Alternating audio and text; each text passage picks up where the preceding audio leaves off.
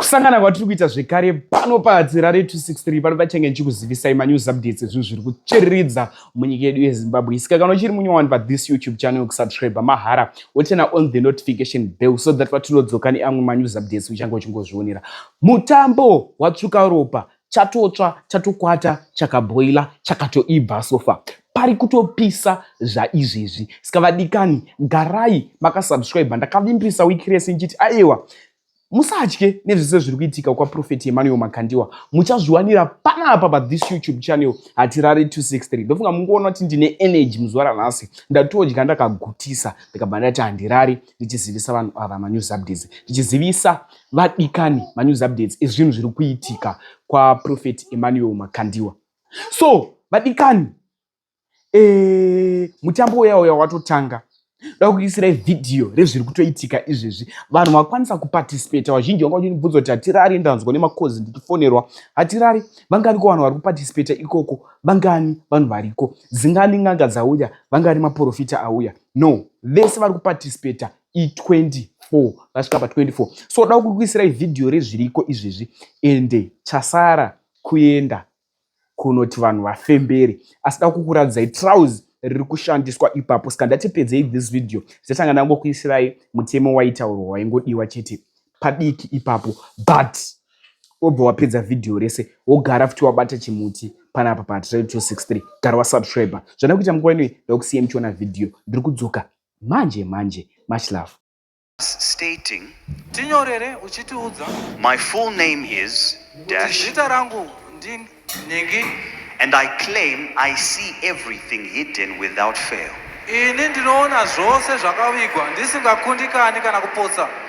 I hereby register to prove the claim on Sunday at UFIC for the promised reward. Then send the following: your ID picture, face selfie, home address,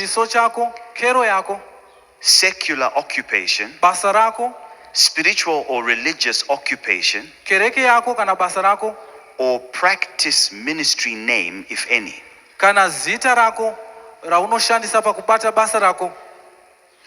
We will soon send you your entry number. Take note, registration deadline is Saturday, 12 p.m.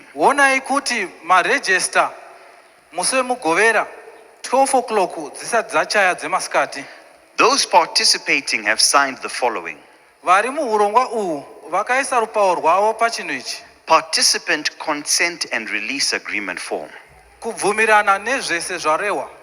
agreeing to the following, to the terms and conditions.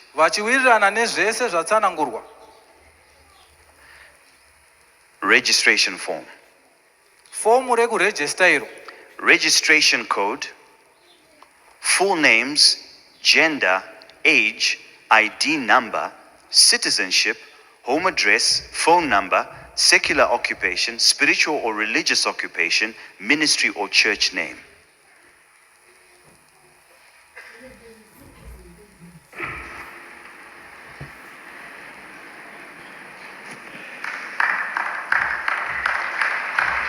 Section 2, subsection 2.1 to 2.4. Consent to participation. I ID number dash, residing at dash, acknowledge that my participation in the event is entirely voluntary, and that I have not been coerced or compelled to take part. Subsection 2.2. I confirm that I hold natural or spiritual abilities to see all concealed items in Emmanuel Makandiwa's pocket without fail. The following subsection. I confirm that I understand the nature of the event kuti urongwa uhu hwakambomira sei, and willingly agree to participate ndichizvibvumira pamadiro angu kuti ndipinde muchirongwa ichi under the rules and conditions set forth by the organizer. ndiri pasi pemutemo nezvasungirwa nevari kuronga urongwa. The following subsection. I understand and acknowledge that the participation is not a gambling game. Ndinonzwisa kuti kupinda kwangu muchirongwa uku hadzisi njuga. Subsection 2.4. Entrants under the age of 18 shall be automatically disqualified Hapana anobvumirwa kupinda muurongwa uhu ari pasi pemakore 18 unless proof of approval by the parents or guardians is kunze provided. kwekunge abvumidzwa nevabereki vake kana anomuchengeta. Thank you. Mazvita. So far as it stands, we have 24 tine vanhu 10 participants that have agreed to these conditions and terms. vabvumirana nezvabuda pachivhitivhiti izvi. So please come and open this for me. Ndapota uyai mundivhurirewo bhachi iri. So what we're going to use is the trousers. Tichashandisa mudhebhe. The badge, we throw it away. Bhachi ticharirasa uku. The trousers, I've not worn it several times because it's a bit long Mudhebhe handisati ndaupfeka kakawanda nekuti wakati and rebesei. the waist is a bit tight. Zvakare chiuno chacho chakati batei. But you have the right to assess it. Asi mune kodzero yekuya kuzoongorora. And then so please, I would want you to, so this is the right pocket Saka iyi ndo homwe yekurudyi iyo that we are going to use. yatichange tichishandisa iyi. So before we take it to the participants, Tisati please, taenda nayo kune vachapinda move it. muchirongwa. Okay, turn it upside down. Pitigudzai mudhebhe Upside iwoyu. down first, yes. Tangai maupitigudza. You shake it. Mouzunza zunza. Tarisai pachivhitivhiti penyu. All right. Inside out. Chipitigudzai mudhebhe iwoyu. Don't just watch on the screen. Probably this one is edited. You can, if you are closer, you Kana can muri look at pedyo him. pedyo munogona kutarisa iwo kufundisa Maybe vanhu this is kupitigudza. a pre-recorded one. So please, Zvichida zviri kubuda pachivhitivhiti mungazoti zvakafanoitwa. all right.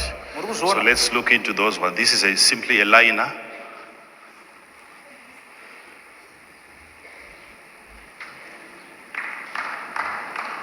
Okay, put it back. So you take your time if you want 30 minutes to assess it. Unotora nguva yenyu kana Not just the makumi participants, makumi matatu. anyone who is interested. Hazvisiri kungori kugumira chete pane vari kupinda muchirongwa kunyange kana ani zvake angade kuuya kuzoona Okay, unobvumidzwa. let's look at the center. What is that at the center? Ngatitarisei It's pakati. another liner. Ilaina zvakare. Uh-huh. Uh-huh. All right. Let's see behind. Ngationei kumashure kwaro. All right. Okay. Let's put it back. Ipitigudzei zvakare. Then you bring out the pockets again. Mobudisa zvakare homwe dzacho. Some of you might be wondering, why am I supposed to do that? I know my people. Vamwe vangada vachibvunza kuti ko muri kuitirei zvese izvi vanhu vangu ndinovaziva. I know. I even know remember when I said it on Sunday, I Rangarai said pandakataura musi wesondo some are ndakati going to give us excuses. vamwe vachatipa And I told you the zvikonzero. excuses and they used those same excuses. Ndikakuudzai zvavachashandisa kutaura vakanotaura zvimwe chetezvo sezvikonzero. So you see, that's the total number of the pockets. Muri kuona uwandu hwamapockets. Okay, so put the pockets back. Dzoserai homwe idzi mukati. So I would want somebody neutral to take these trousers to. Don't worry, the name is here. That's the. Zita resutu rakanyorwa apo iri. We can't see anything. Yeah.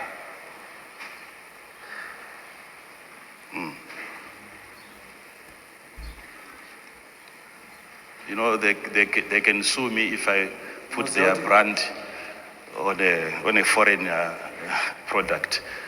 You see, so it's and then would want somebody who can help us, tingati munhu angatibatsirawo, a neutral person who's going to take it to the people unogona kuendesa kune vari that are muhuro going to participate. vachange vachipinda muchirongwa ichi. Tichadawo asina kwaakarerekera. I'm not supposed to even touch it, it's okay. Ini handifani Iwe kutongobata. handkerchief yako isoko. Itoira so. Throw away your handkerchief. Okay, that's good. You wanted to take it to the people. Okay, I'll use it next time. Ndaida kuendesa kuvanhu ndichakushandisai parwendo Tanga rwekuti. even ivava vari pa You can start chero with vanoda even those in the VIP front, kana chi hakuna even kuda those kungozoda kubata bhurugwa rangu with the just VIP. kuti vango.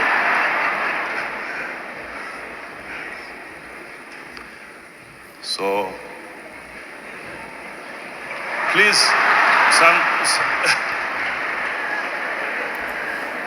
nyazoripindurudza kana uchida. Please turn it inside Kana out if you vapedza want. tichatanga tariongorora futi kuti hapane rane zvaaisa. We'll also check Don't whether worry about all that. someone has inserted Don't something. worry. Don't worry. Kana vapedza tichariongorora. If you're finished, we'll scrutinize it further to see whether it's not been tampered with.